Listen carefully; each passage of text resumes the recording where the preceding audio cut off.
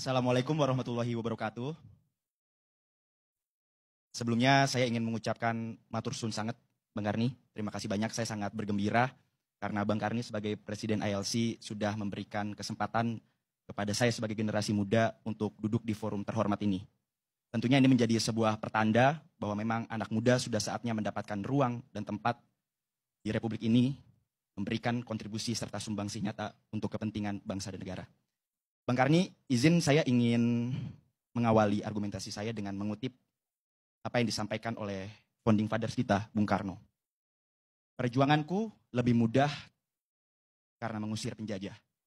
Sementara perjuanganmu akan lebih sulit karena melawan bangsamu sendiri. Kutipan ini tentu masih sangat relevan dan pada saat yang sama menjadi refleksi atas kondisi bangsa kita hari ini.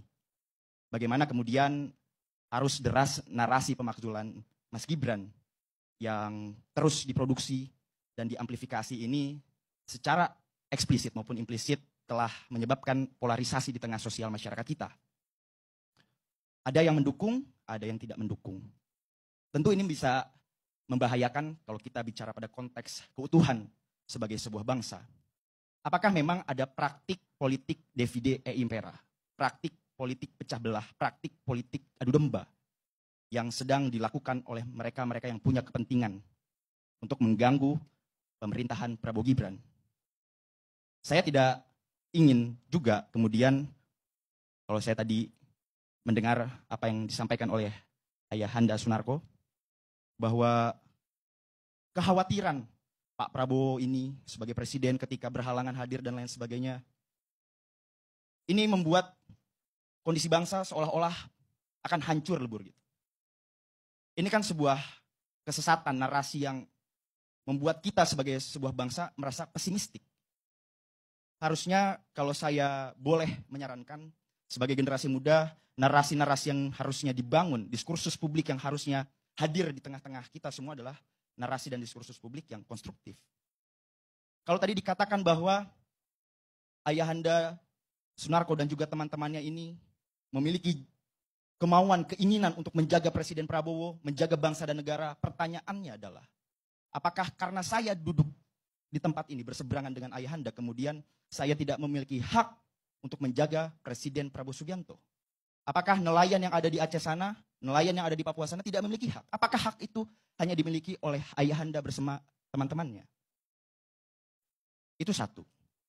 Yang kedua, kalau kita bicara aspek legal formal, jelas sudah selesai. Dari sejak pencalonan sampai dengan hari ini kita sudah mengakui bahwa pemerintahan Prabowo Gibran memiliki legitimasi yang kuat. Dengan 58% kemenangan, 96 juta lebih masyarakat Indonesia masuk ke bilik suara memilih pasangan Prabowo Gibran. Kalau dikatakan bahwa kami ini tidak mungkin mengkhianati negara karena kami lahir sebagai abdi negara, mewakafkan diri kami untuk menjaga keamanan dan pertahanan Republik ini. Apakah nasionalisme itu hanya dimiliki oleh Ayahanda dan teman-temannya? Bang Karni izin, kalau Bang Karni boleh black dada saya, kalau Bang Karni black ini merah putih Bang Karni. Jadi dapat saya pastikan bahwa nasionalisme saya, patriotisme saya bersama dengan teman-teman lain yang menolak usulan pemakzulan ini semua merah putih Bang Karni. Tidak ada dalam benak kami hasrat dan keinginan untuk melakukan pengkhianatan, pengerusakan terhadap bangsa yang sudah kita bangun bersama. Bang Karni, kalau kita lihat usulan ini sebenarnya tidak memiliki bukti-bukti yang kuat, fakta-fakta hukum yang bagus. Hanya sebatas usulan, dugaan, asumsi.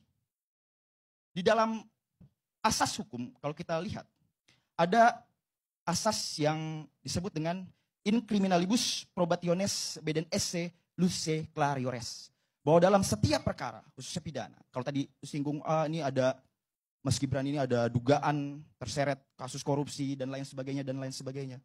Justru kalau kita berangkat dan berkaca pada asas yang tadi sudah saya sebutkan, maka seharusnya bukti-bukti ini lebih terang dibandingkan cahaya Bang Karni. Sedangkan hari ini kita lihat, bukti-bukti itu masih gelap gulita Bang Karni. Lantas kemudian Forum Jenderal Purnawirawan ini berupaya untuk mendesak DPR. Bahkan dalam konferensi persnya tadi siang, ayahanda-ayahanda ini menyampaikan narasi-narasi tekanan kepada anggota DPR. Tentu ini tidak baik bagi pendidikan politik kami sebagai generasi muda. Bagaimana kemudian sebuah kebijakan bisa dipengaruhi oleh tekanan-tekanan ini. Selanjutnya juga kalau kita lihat dalam asas hukum yang lain, ada sebuah asas yang disebut dengan incumbit probandi. Actori incumbit onus probandi. Mereka-mereka yang mendalilkan, mereka-mereka yang menuduhkan, mereka-mereka yang memfitnah, anggap saja seperti itu, harusnya bisa membuktikan. Lantas pertanyaannya, kalau tidak ada bukti yang dapat disertakan, ditunjukkan, bagaimana? Dalam asas itu dilanjutkan, tidak selesai dengan actori incumbit onus probandi, tapi ada lanjutannya yakni actore non probante. Kalau tidak dapat dibuktikan, kalau bukti-bukti itu tidak ada, maka yang terfitnah, yang tertuduh, harusnya bisa dibebaskan. Ini kan tidak. Hari ini kita saksikan bagaimana kemudian narasi pemakzulan Mas Gibran ini cenderung dipaksakan. Bahkan kalau saya boleh mengambil sedikit saja kesimpulan, apa yang disampaikan oleh Ayahanda Sunarko tadi, cenderung subjektif. Tidak punya kapasitas lah, tidak punya kemampuan lah, tidak punya kompetensi lah. Ini kan pandangan, perspektif. Kita boleh tentunya memiliki perspektif dan pandangan yang berbeda. Kita tentu boleh memiliki pandangan dan juga perspektif yang berbeda. Kalau dikatakan kami ini nasionalisme tidak bisa diragukan, agak sulit Bang Karni untuk bisa mengatakan kami ini lebih nasionalisme dibanding kalian. Kami ini lebih patriotis dibanding kalian yang mendukung wakil presiden. Rasanya narasi itu yang perlu diluruskan Bang Karni. Pernyataan itu kurang lebihnya sama seperti kami ini lebih suci di hadapan Tuhan. Bagaimana kita bisa mengukur keimanan kita masing-masing? Akan tapi, saya melihat justru bahwa pola-pola pemakzulan seperti ini mungkin konteksnya berbeda. Tapi polanya saya lihat ada kemiripan Bang Karni. Saya beberapa waktu ke belakang berupaya menggali sejarah tentang, karena saya mempercayai, meyakini bahwa peradaban manusia adalah pengulangan dari sejarah. Kondisi hari ini kurang lebih sama seperti apa yang terjadi pada tahun 66. Pasca G30S, bagaimana kemudian kekuatan legal standing, positioning Presiden Soekarno pada saat itu mulai digerogoti oleh mereka-mereka dengan menangkap, memenjarakan menteri-menteri Presiden Soekarno. Ada setidaknya 15 menteri loyalis Presiden Soekarno yang pada saat itu dituduh.